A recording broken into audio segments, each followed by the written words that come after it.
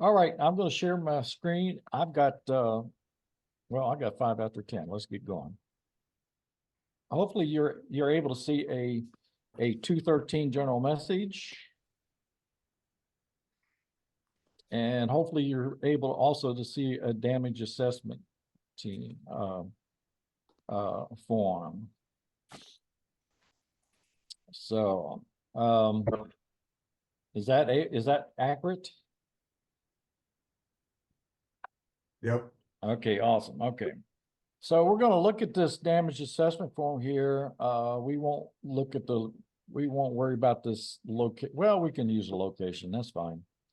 We won't use Judy's name. And I'll take this out. Randy, Yes. I just went to FEMA today and printed these forms. They're a little different than the ones that you have on the screen, the ICS. Right. And Alexander, I cannot see your form because I've got full screen here. Right. But the forms that we have here, this is the ones that we are using. There are many different types of damage assessment forms and many different types of general message forms, but these are the ones that we're going to use. We kind of like what they have here because they've got this. Do you have any source? What's that? Do you have any source where I can get them so I can print some of them? They are available on eugenemcom.org website on our page. They're under documents and I do believe files. Is that correct, Mike? Let's see. It's I believe it's on the left-hand side of the documents page. Okay. And I'll put a link in the chat. And Thank you. And the forms are there. Even the radio logs are there as well that you can download. Okay, good.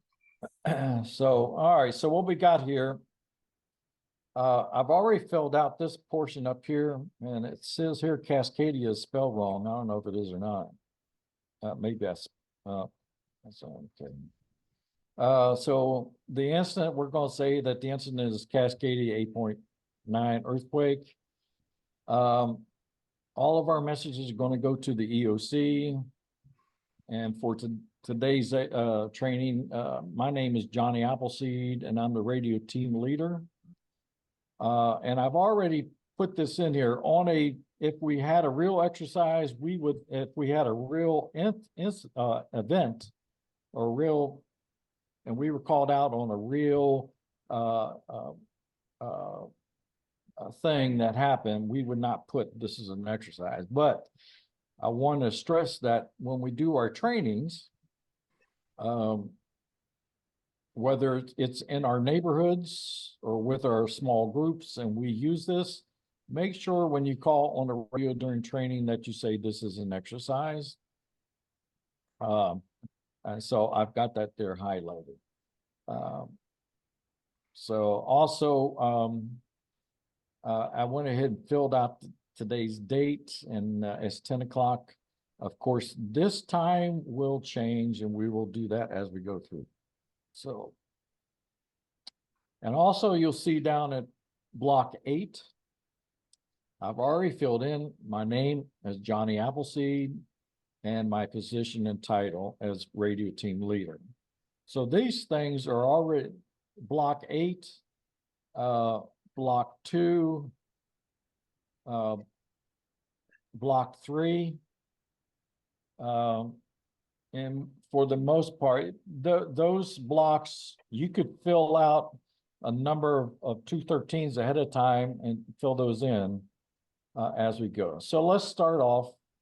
This is going to be our first message, and let's say, let's go ahead and start. Let's make up our message identifier. So we're in the Northeast District, so it's NN.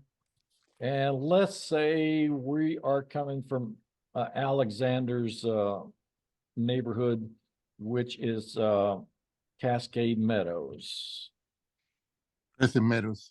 Yeah, Crescent Meadows, sorry. Crescent Meadows. And this is going to be our first message of this event.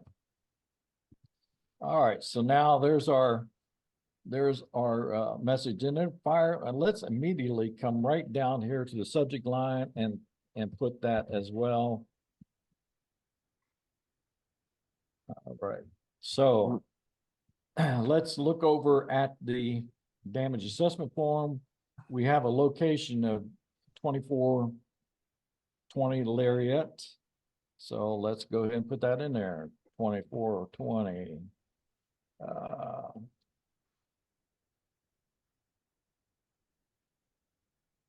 All right. So let's see what we've got here. So house has heavy damage with side D of house has collapsed inward inside the house. The structure is unsafe to enter. For CERT volunteers, we can hear someone screaming inside the house, but we are unable to see them or how many may be inside the house. So on our subject line, what can we put that will stand out? Any ideas?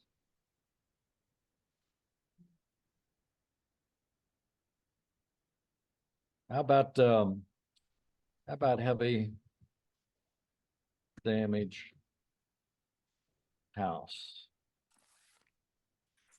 Or maybe people trapped in house. With how's that? All Yeah. right. So that's our subject line. Subject line is our message identifier, the location, and what is there. Heavy damage house with people. So now let's come down to Hey, Andy, okay. real Yes. quick, the subject line, when we forward these to Eugene, the MCOMs, are they gonna be triaging according to the subject line? Because Well, that's where I might. No, Okay. no, not according to the subject line. Okay. So as this message is coming from the radio from the neighborhood, the neighborhood is not putting a priority on the message. We're sending the information up. And so what we're going to do here, we're going to look from this and say, okay, what is, let me see, I don't want that. Let's go with, I guess what I meant was when they read the subject line, would it be good for them to see people trapped instead of just people? Or people I got you. inside, I see what you're talking for about. them to determine what priority they should give it. That's Well, what. we could put that there. We could say, well, let me see, what does it say? It says, here's someone screaming inside the house, but we are unable to see that. Well, we don't know if they're trapped. But We just people know are that inside. we just know that there's people inside that are screaming. So it just says that one side of the house, side D, those of you who search know that when you look at the front of the house, that is A, and as you go to the left, it goes A, B, C. So it's the right side of the house has fallen in on the right side wall has fallen in on the house. So so the structure is unsafe.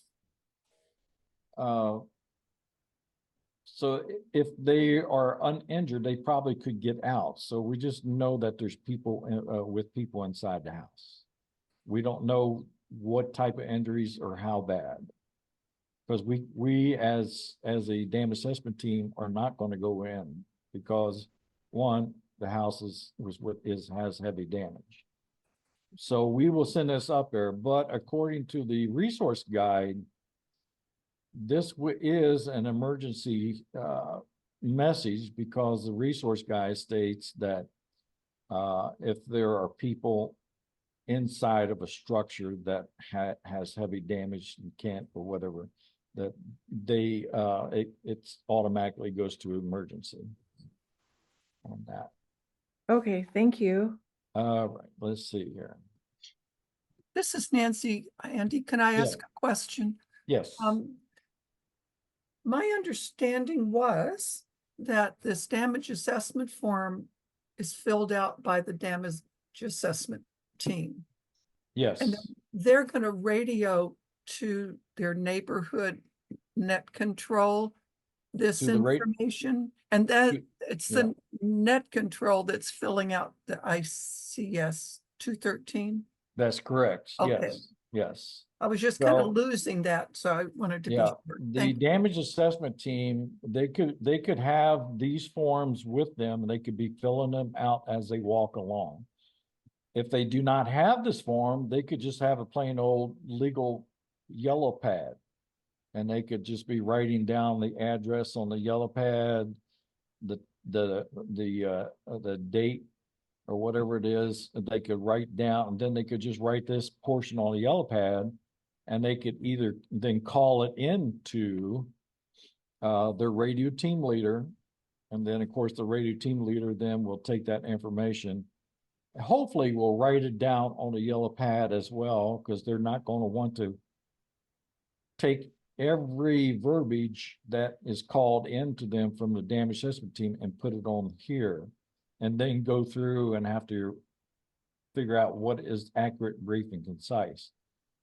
So my suggestion is just write it down on a piece of paper. Once it's down, then go through it and say, okay, what do I need to put? So as we've got here, we already have that we have a heavy damage house. So let's put that as the first one.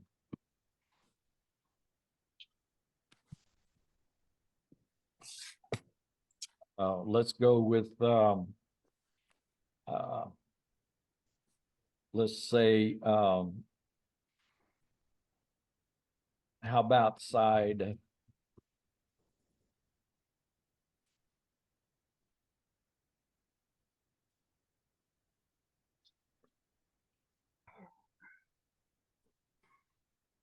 let's go.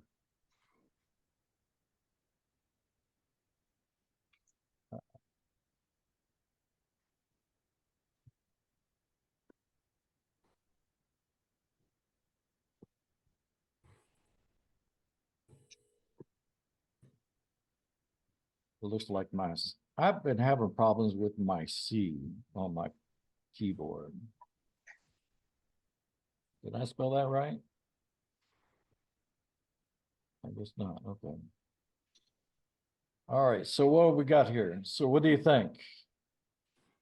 We've got heavy damage house, sidewall D collapse. That's letting them know that those are going to come there, what the status of the house is, and we have people inside. I would think the screaming would be kind of important to mention. It's as opposed to people that are, kind of comfortably trapped. Okay, all right. Well, we'll add that. How about the people inside screaming? Come on, see. Okay, how's that? Hey, Andy, can you review that house side again? Is it going counterclockwise or clockwise? If the front of the house is A and then the right side would be B, or is it the other way? It's B, right? You go to the left. I'll go to the left, so counterclockwise. Yes, so Clockwise. yeah, so it's A, then you go to the left, which it would be the left wall would be B, Okay, the back wall would be C, and then the right wall would be D. right, got it. Thanks. Yeah, and then if you have somebody that's in the middle, somewhere inside, well, we don't need to go there, but sometimes you will say a Delta Bravo, meaning a dead body, Delta Bravo, and an area of CD. a wall CD, which would mean it's in the corner. Something like that. Okay. What do we think? How are we looking? Okay, everybody looks that pretty good?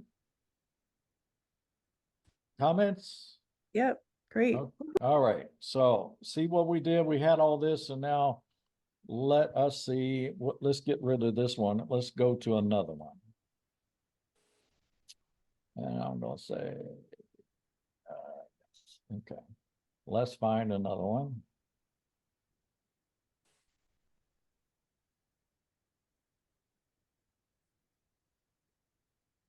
What's that? Okay, where did mine? Where did my 213 go?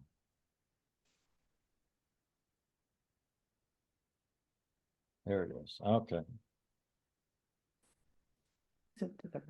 Hey, Andy, Yes. quick clarification. When you're doing the sides of the house, Uh-huh. we thought it was counterclockwise that you, Right. A, B, C, D, not Yes, wise? it's counterclockwise. Yes. Okay. Okay. Thank you. Okay, so, yeah, I got a question. I was writing here, I forgot to check on something. When you wrote the message portion, you know, the NNCM 001, what's the Yes. definition of the NN? okay, so the first N is for northeast neighbors. Okay. Northeast neighbors, And the other N? huh? Oh, neighbor. Okay. Yeah, northeast neighbors, Crescent Meadows 001. Okay, I got it. Thank you. Okay. All right, so let's go. Let's see here. So now let's see. We've kind of migrated. The team's gone over. It looks like they've gone over close to a school. So, all right, let's go. We're going to have another message. This is number 2. Let's go over here. This is number 2. And let's take this all out. We haven't got there yet. And let's say, okay, this is say 1020. All right. Okay. All right, so we got another 213 here. This did not change. This did not change on block 8. The only thing that changed was we've got a different time. We got a new, our second message. So now let's look at our damage assessment form. So our damage assessment team says, radioed in, one classroom door is blocked by debris. It is too much for us, our team, to move. The team was able to establish voice contact with the teacher in the room. She has a broken leg, and there are several students in the room with her. Some appear unconscious. In one classroom, a large wooden cabinet has fallen on a child. His legs are visible, but he is not moving and is unresponsive to verbal questions. No pulse can be detected on his ankle. So we're not sure who took the pulse. Maybe it was the teacher, but didn't the teacher have a broken leg? Let's see here. Yeah, she has a broken leg. So I'm not sure who Taking the pulse. who did the check, did the pulse check, unless they were, well, let's see. Doors blocked by debris, too much for the move. So there, I don't know who took it. Somebody took the pulse and said that there is no pulse on this child that's underneath the bookshelf. So let's come up with an address. Let's go with I'm not sure what the address for Gillum Elementary. Let's go with 1212. Um,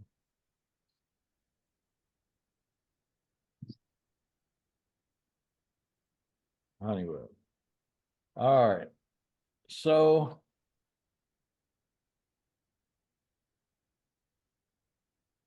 Any comments on what we should put down on our subject line about this damage assessment form? They need immediate attention. Immediate attention, right? Well, we don't want to put that on the subject form. We want to say, we got to identify what kind of like a flashing light for this message, but having it just a short subject thing. So, Help. how about, How about multiple casualties? I don't know. Doesn't say anything about casualties. School with damage and injured. how about school injuries with that? Right. No, Blocked.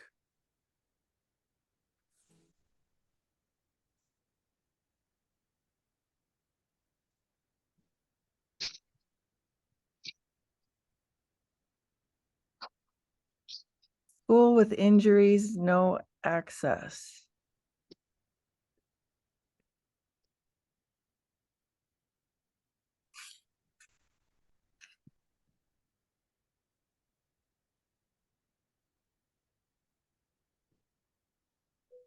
what do you think?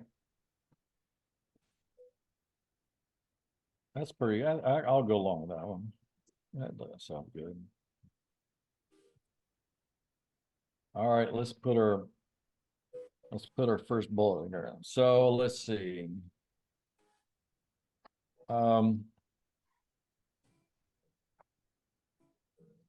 Let's see,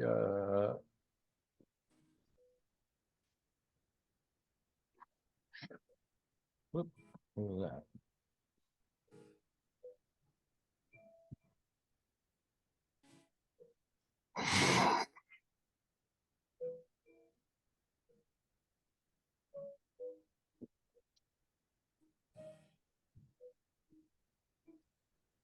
Classroom access blocked. Well, we have that up here in the no access. We're saying now we got adult broken leg. Unresponsive children, Students Because it's just one classroom. unconscious. Did I spell? My C does not want to work. Conscious.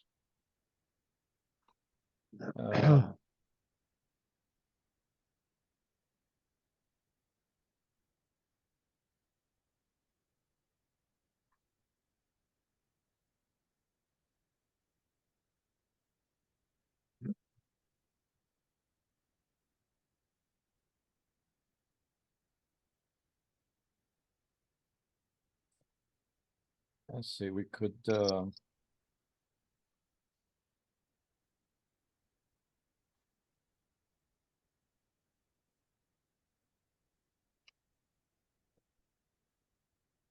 making some note about inaccessibility. yeah, that's what I'm doing here.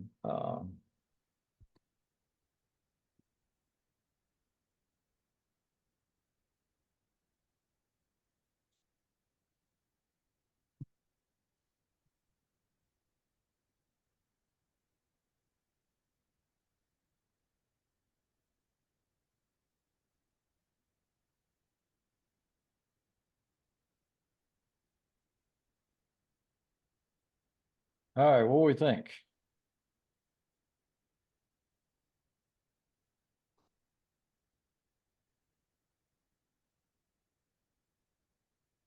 I think it's good.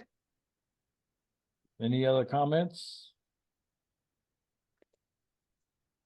Do we need to identify that it's just one classroom? No, we're at the school. I would, we're talking about this address of school with injuries, no access, and then, so we're saying blocked access to victims. I don't think I know it says here in one classroom and then in one classrooms. So they're it's saying multiple they're classrooms. saying two different classrooms, so, but we said that we're at the school Oh, I with see, okay. injuries. It would be nice if there were more identifiers for the rooms. Yes, yeah, it would have been good if they would have said in classroom, one A, and then in classroom Mhm. 2B or 3C or something like that, that would have been good, but looking with what they have, yeah, we don't want to be too wordy. So with Okay, thank this, we're already looking at this one child, no pulse, which more than likely, if there's no pulse, is passed.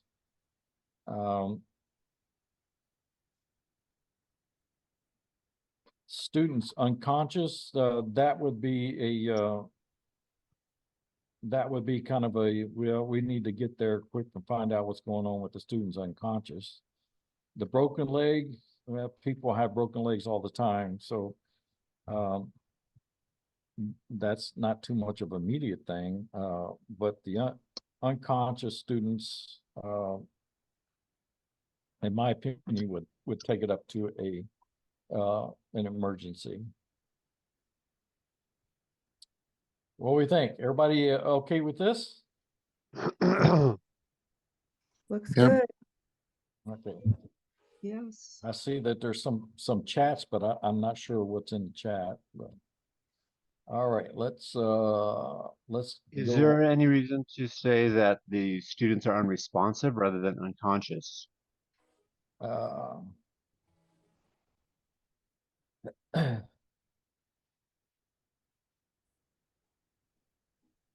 team was unable to establish voice contact. Was able. She was broken leg. Several students with her. Some appear unconscious. He has two conditions, as either psychologically shocked, they cannot even say anything, or they have actually a medical condition, they got hit in the head and, they cannot talk. Well, the thing over here says, they're saying the damage assessment team is saying some appear unconscious. They really don't know if they're unconscious, but they appear to be unconscious. The team really doesn't know because they can't get in there to verify. So they're putting their assumption that they look like they're unconscious. They're out. So they could have been knocked out.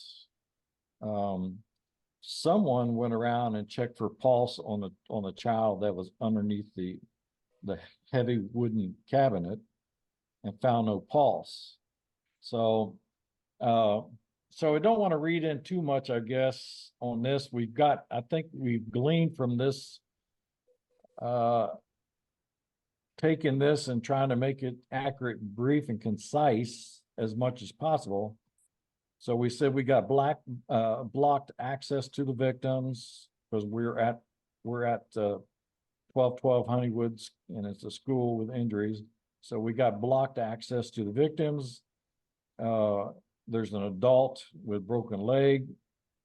Their students are unconscious, and one child no pulse. And I think that's, in my opinion, I think that's pretty good to pass along.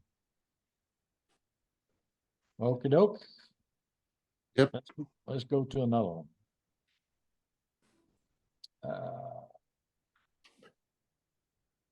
All right, let me find another one. I guess I gotta come down here.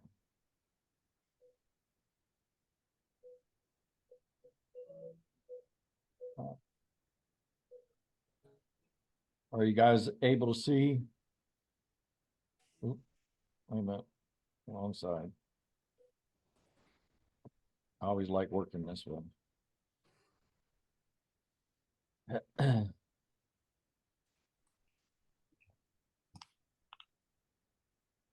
Are you able to see the damage assessment form? Yeah, Okay, Yep. all right, just want to make sure. All right, so let's go ahead and take out this. And this is now going to be our third message.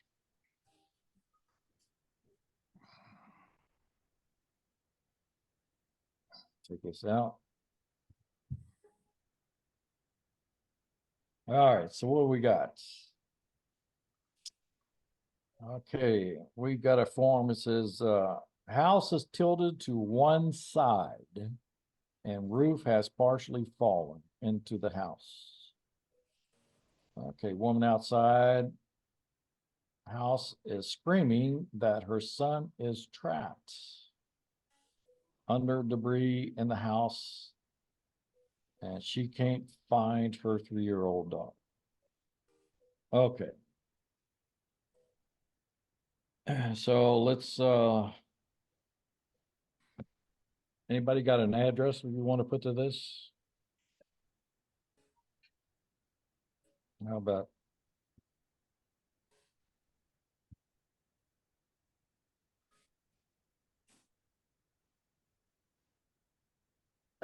so let's see, let's go with 30.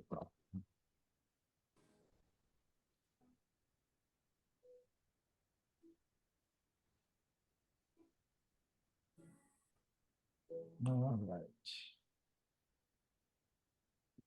How about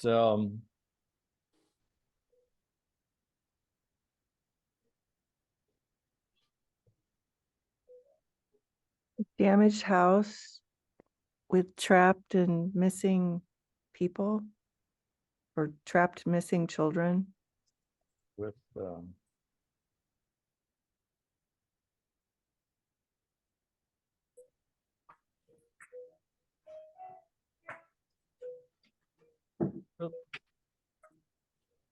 okay.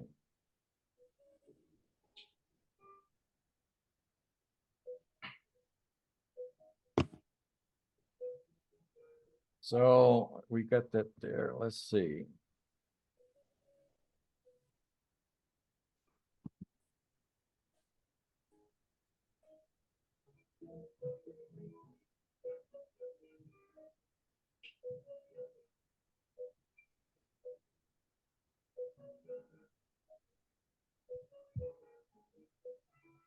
Let's see. Roof has partially fallen into the house. Okay, so we'll just keep that as a heavy damage house. And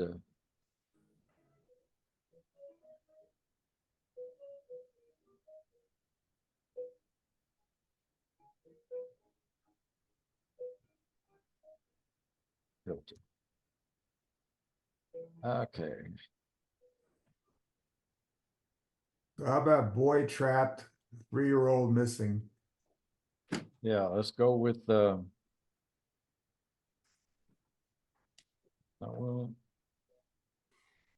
I gotta watch my cursor. Get over there.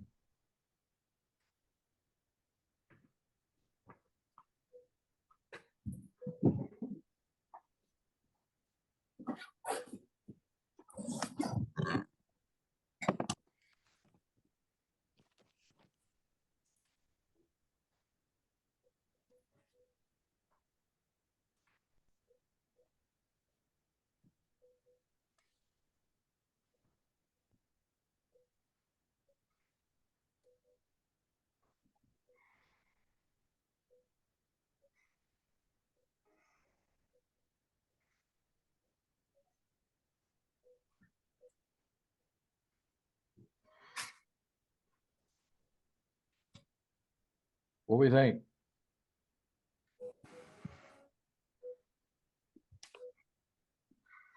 Is that good to send like that? Anything A else? trapped boy also.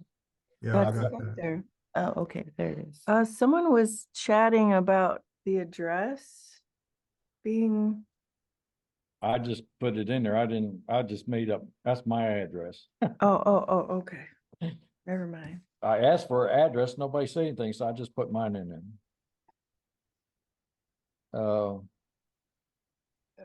And one thing we might mention there, Andy, is that, and this is kind of a newer thing, at least in the last 6 months or so, that the subject does have 3 components: the original message number, followed by the address, followed by just kind of a title of what the damage assessment is. On a subject line? Right. So those 3 items are always in the subject line. Yes. Did I miss anything or what? No, I was just saying that was Oh, the okay. way Hi, that my name is is. Mitchell. Yeah. I apologize, I came in late, but I was commenting on that on the last general message. There was no address. It was just the name of a school. And Well, as a first actually, responder, I what know. 1212 Honeywood is an address approximately of Gillum Elementary. Oh, I Yeah, I had- apologize. I didn't see that. Okay, Yeah, thank I you. had 1212 Honeywood, and I don't know if that's the right address. I was just kind of off the top of my head. That's fine. I thought that was the name of the school. Yeah. My bad. Yeah, and so Mike is right. For the subject line, there'll be 3 elements in there. The first will be the message identifier number, then followed by the address of the location, and then the last element for the subject line will be, short snippet of what it is. So, all right, are we good to go with this? Yeah. Okay, all right. Let me get rid of this one. And I'm gonna say, no, I don't want. Let me see if I can find another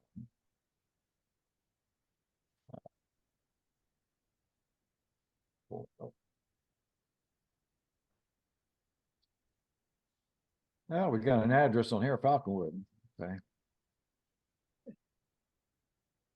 All right, so let's get rid of this. Oh, man.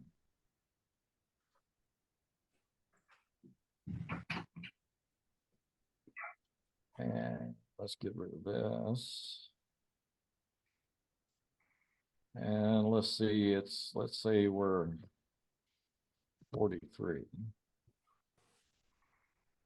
So this is going to be our 4th message.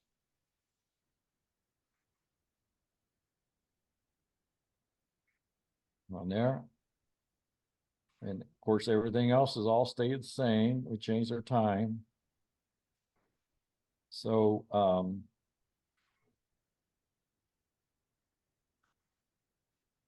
let's go up here.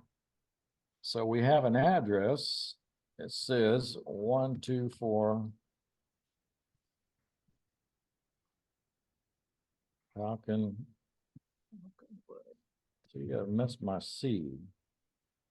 Come on in. Maybe I need to clean my keyboard. All right, so let's figure out what we're gonna put for our subject here. We got 2 cars in the driveway and toys in the front yard. Okay, well, that's good to know that there's 2 cars in the driveway and there's toys. So that means they got kids and 2 cars. Maybe the adults are at home. Because both cars are in the driveway and they've got the kids. So we got a chimney has collapsed and the bricks are on the roof or on the ground. Okay, so they're not causing any problems. They're just the brick chimney has fallen. Okay, so wall board has come off the walls. And I'm assuming that the wall board you're talking here is actually siding, I guess. It's come off the walls. There are fallen shelves and suspended ceiling has collapsed. Not the ceiling, just that suspended ceiling. I'm sure you've seen those suspended ceilings where they got like the, what is it, like aluminum squares and those. The grid pattern. Yeah, they're just, so the, suspended ceiling has collapsed. Well, that's no big deal. It just gets in the way. And some shells have fallen. That's no big deal either. But we have yelling from someone inside the house. So it looks like it's not a heavy damage house, so we can go inside and check it out.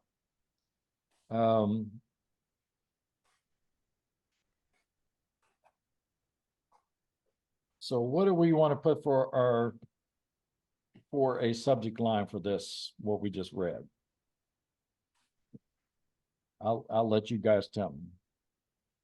Well, it would indicate if somebody can see the wallboard has come off, they must be inside the house or at least looking through a window. Right. So they just don't know where that person is inside the house. I think that's the critical thing. Possible children, person. So we got to put something here on the subject line of what we want to identify this message as, of just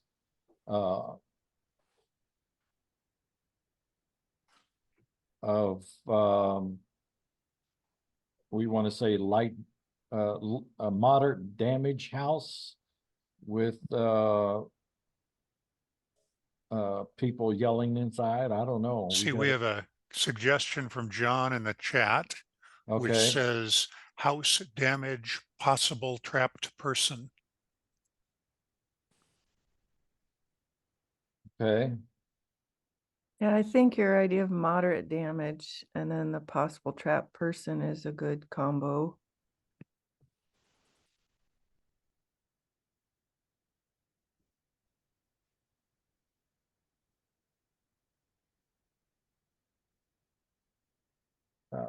Are they trapped? It doesn't say they're trapped. They're just, how about with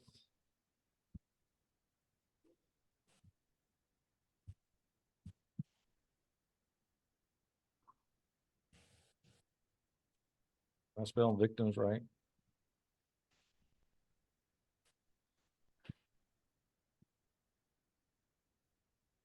Does that spell that right? How you It's spell it? INS. INS. Wait a minute. EUMs, There we go. EM, IM. All right. How's that look?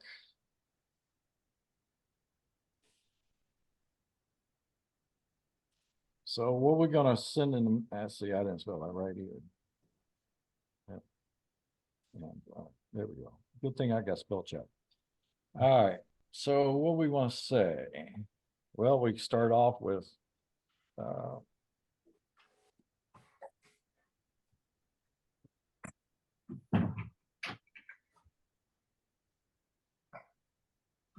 okay.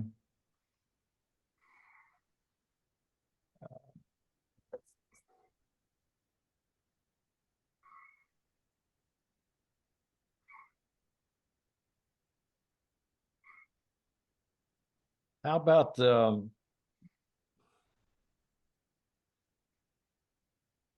we've got the 2 cars and a toy. So would we want to say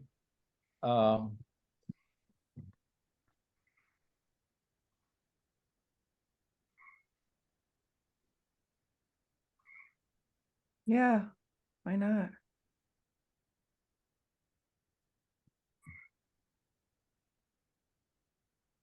what do we think?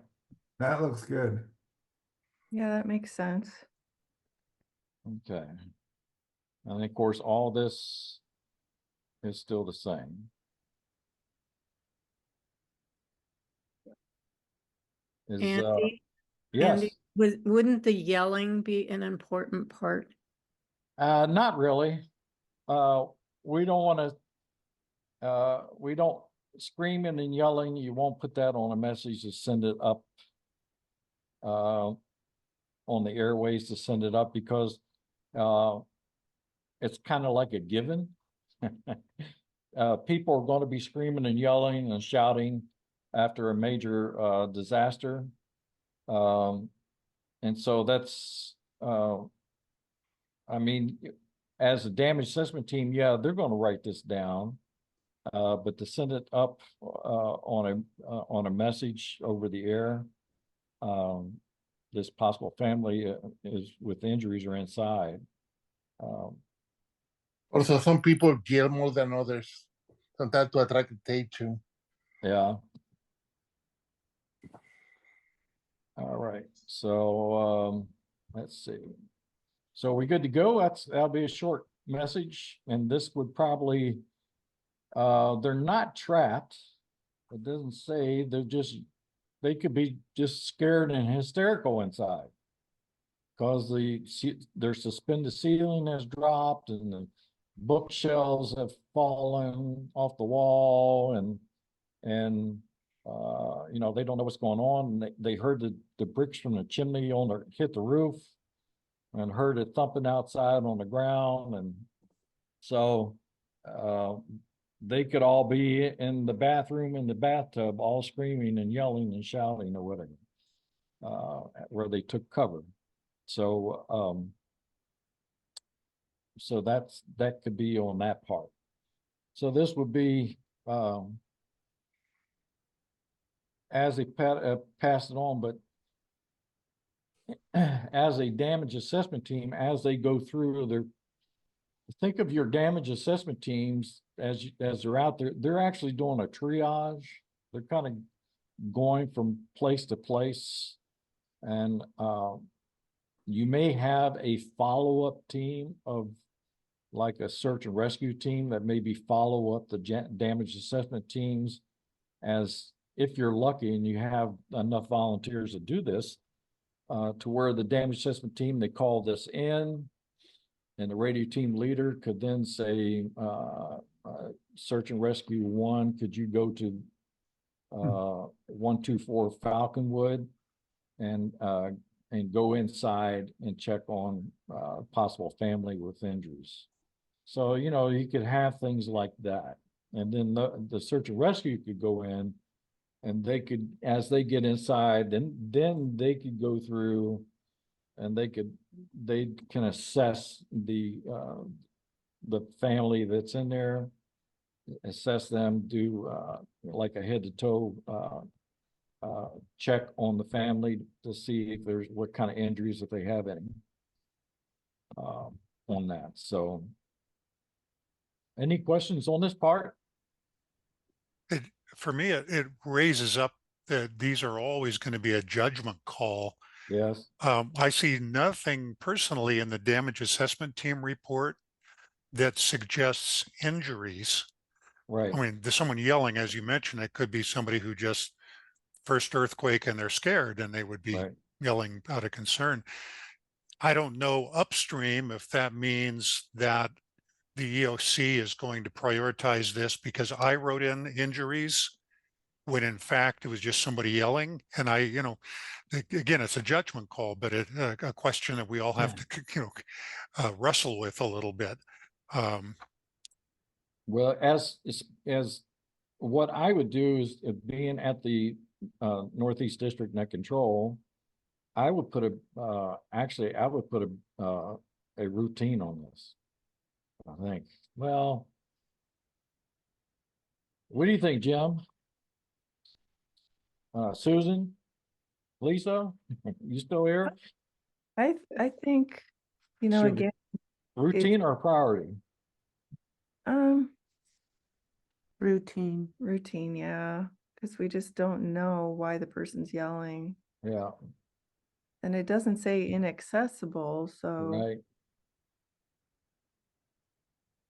Yeah, it would buy, I would have, if I had the luxury and had a search and rescue team, I would do a follow-up on this.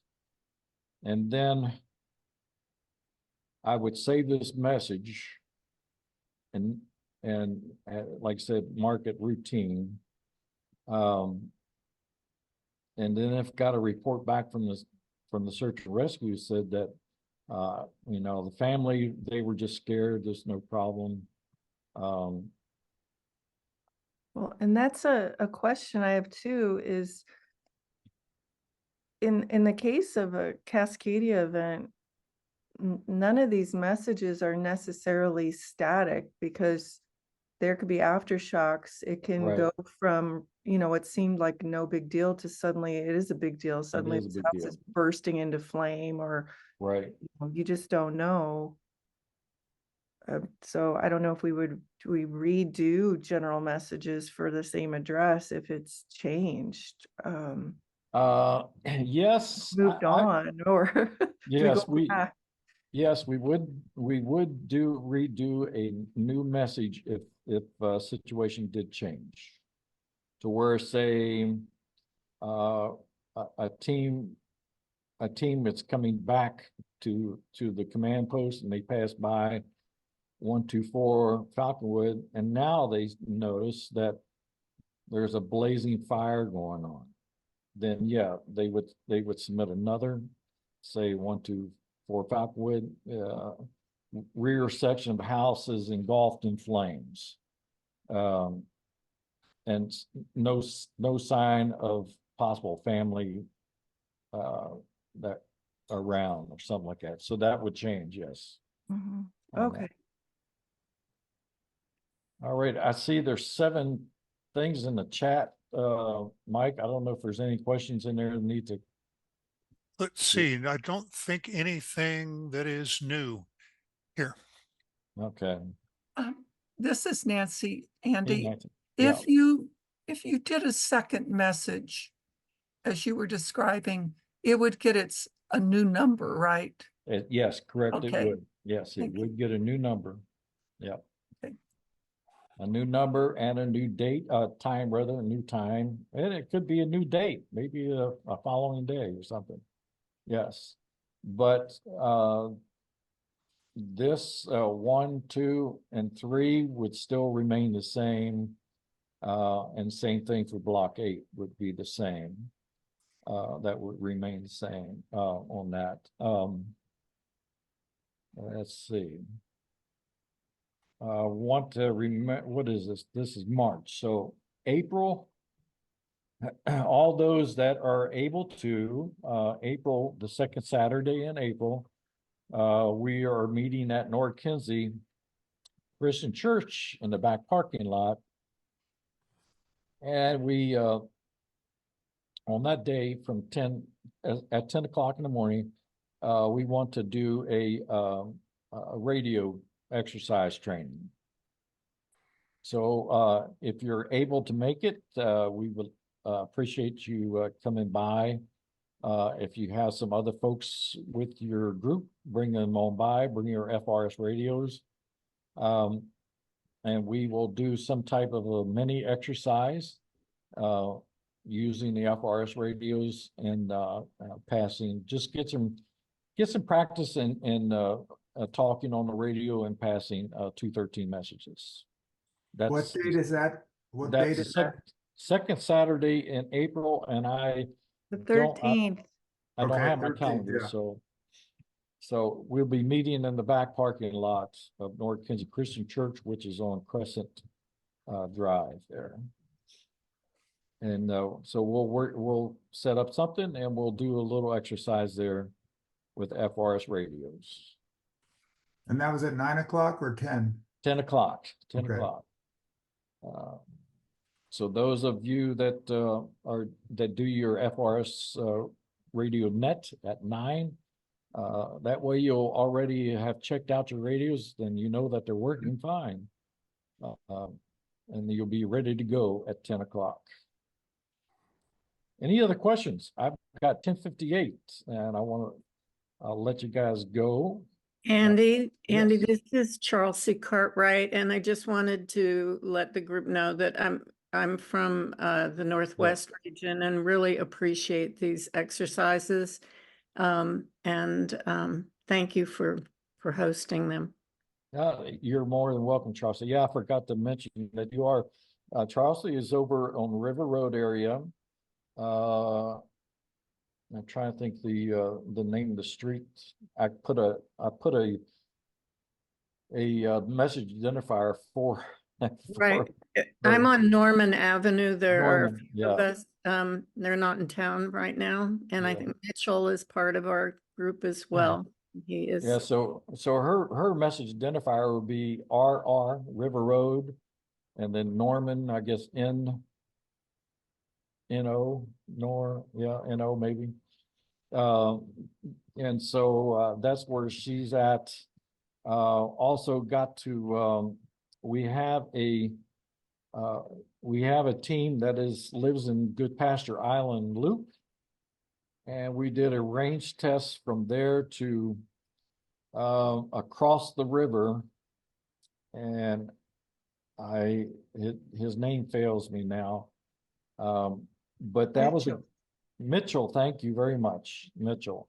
And that was a successful range test, and it's good. So now Good Pasture Island Loop has a comms way out of passing information, which will go through Mitchell, and then on up to Matt Alberson, which is the River Road ham person on that. So we're working on that. We're doing some progress. We're getting there. So that's good to go on that. So, all right. Well, that's about all I have. I just wanted to go through 4 damage assessment forms and look at them, and then take that information and show you the 213 of what a message identifier would be, and how it would change for each of the messages, and how also show you that blocks 1, 2, and 3, and 8, they never change, so they could be filled out ahead of time if you wanted to.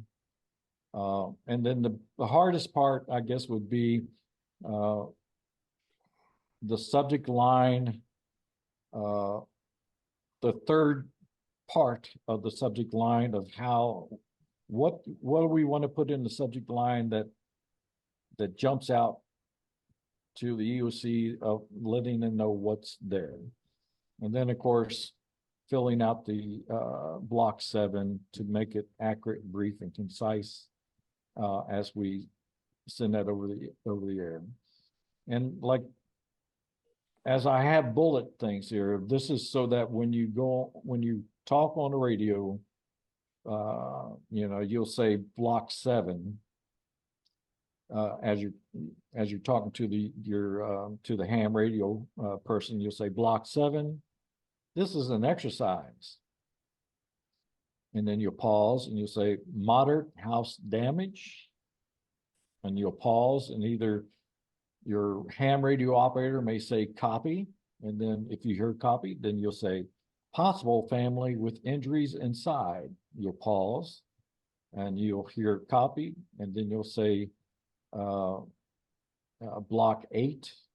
And then you'll give Johnny Appleseed, position, radio team leader, end of message, how copy, over. And so, so then your ham radio operator may come back and say, I copy block 1, Cascadia 8.9 earthquake, block 2, EOC, block 3, Johnny Appleseed, radio team leader, block 4, message identifier, November, Charlie, Mike, 004 /124 Falconwood / moderate house damage with / possible victims. Block 5, 3, 9, 20, 24. Block 6, 1043.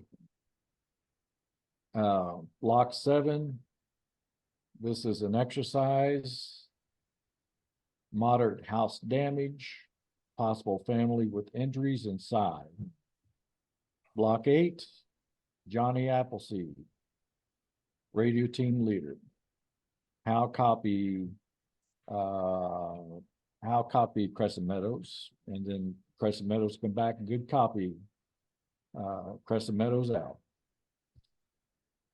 So that's, that would be somewhat how maybe that would, that message transmission would sound like. And Andy, we have one comment and one question in the chat. Sure. Comment from Denise says, going back to the A, B, C, D sides of the building, it goes clockwise from the front of the building. So it looks like Denise may have found a confirming source that it is clockwise. Yeah, isn't clockwise going to the left, right? Clockwise would go to the left, right? Yeah, Left, correct. yeah. Let's see. And then a question from Chris. How are dam breaches notified? How or what? Dam breaches? Say How do Fall we, Creek how do Dam. we know, how do we know when the dams have breached? Oh, I got you. You're okay. You're talking about the dams up that way. Hills Creek, Um, the 5 dams up above us. Right. According to the Springfield Emergency Manager, Ken Bogany, he is he's an engineer actually. And that's what was his job before he was the emergency manager for Springfield. And he's quite knowledgeable for the dams, and he has given out the inundation maps of what would happen with certain dams that would breach. For Springfield, what would be flooded and how far it would flood to. But his statement would be that once the dams breach, say all of them or whatever, Springfield has about 20 minutes notice before the water reaches down this area. So we have about a 20-minute notice. And if they do breach, I'm sure that everything in the world that transmits anything, TV, radio, whatever, I'm sure your cell phone will probably get some kind of emergency notice about a dam that has breached. Does that help, Chris? Yeah, that's good. I mean, we're at 426 feet, and when they breached, they said the water level would be at 500. Yeah, it's if all of them did go, it would be some standing area. I looked on the inundation maps, and my house is okay. I'm not sure about maybe over your area, Chris. But mine is okay. And I think over around Delta Highway extended by Home Depot, they're not going to be too fortunate. But yeah. Andy, this is Charles C. Cartwright again, and Yeah. the Northwest region put on a Zoom presentation by the Army Corps of Engineers about a year and a half ago. We discussed this extensively, and the inundation maps, which I'd recommend everyone be familiar with. And when pushed, they said that the amount of time we might have if in a breach situation could be 5 to 8 hours. The understanding I have is that they have sensors all throughout the dams. They would know right away if there were some kind of a breach. They would notify the county managers, emergency managers, and that's how the notices would go out to us. But in a major earthquake situation, of course, we don't know about how cell reception will work. Right. So there's a cascade, if you will, of concerns and issues that we just can't entirely know. They were a little uncomfortable about saying 5 to 8 hours because of the uncertainty of how it would happen, but I'm a little surprised to hear about the 20 minutes. Yeah, I think I think Kim was talking about that. He would have a 20-minute, or maybe I'm mistaken on that. Don't hold me to that. It's I can't remember exactly I thought it was 20 minutes that he had some timeline that before I guess the water would actually be making Right. that, It would be really helpful, underscored, if there were other presentations to the full community on this Yeah. subject, so that we would have a better handle on it and not just speculating. right, And also I can send you, Andy, the link to that presentation, the Zoom presentation. People may find it interesting to listen to, and the extensive amount of maintenance that they do on those dams. maybe Mike could put that up on the eugeneimcom.org page for folks. I think he can put that on the page there for folks who can go in and view it on that. Okay, I'll send it to you right after this Okay. meeting, and then, Right. yeah, that would be great. Okay. Charles, I'll put my my email address Oh, in perfect. the chat here. So if you want to Yeah. send that directly to me, that'd be great. Okay, great.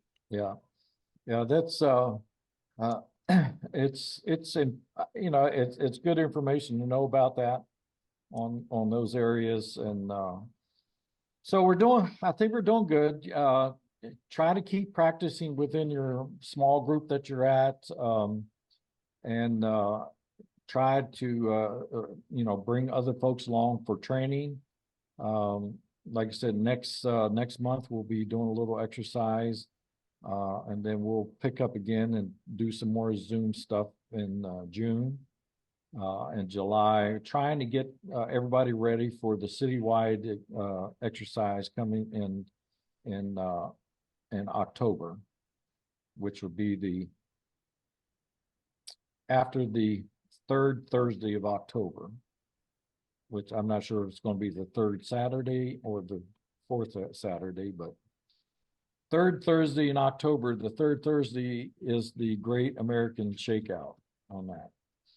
And as Charles was talking about the dams and stuff, remember, if it's a 9.0 or whatever earthquake that they're talking about, the Cascadia, it'd be really bad for those on the coast.